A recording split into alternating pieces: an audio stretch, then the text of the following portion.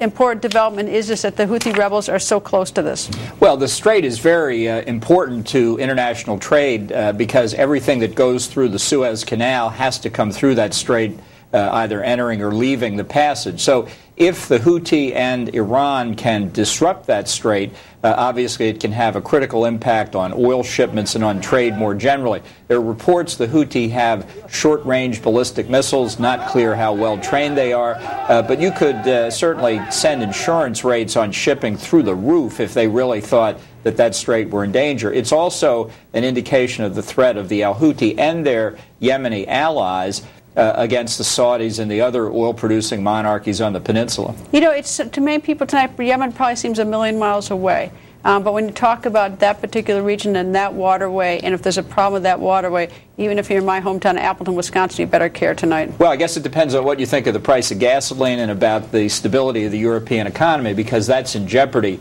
And potentially here we've got Iran demonstrating it can cause chaos on the Arabian Peninsula. It's in Baghdad, controlling essentially the government there. It's with Hezbollah in Lebanon. It's with the Assad regime in Syria. And it's on the verge of getting an agreement that will legitimize its path to nuclear weapons. As you said, the region is descending into chaos. We're past the point where we've got a problem in this country and a problem in that country. We've got a problem all across North Africa and the Middle East. You know, that's sort of interesting. It's not just like a civil war in Yemen. I mean, everybody's involved. You've got, Saudi Arabia involved. You've got Egypt involved. You've got Iran involved.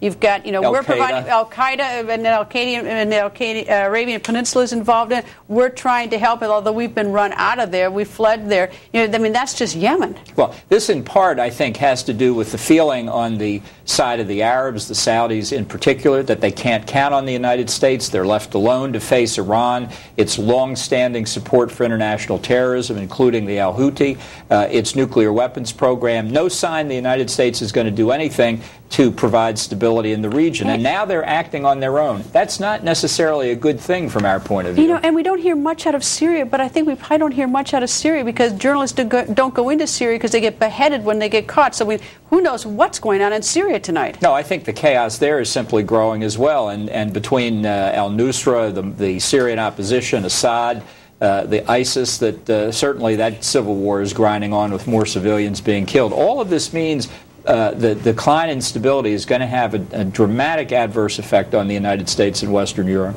Ambassador, thank you, sir. Thank you. This is a Fox News Alert.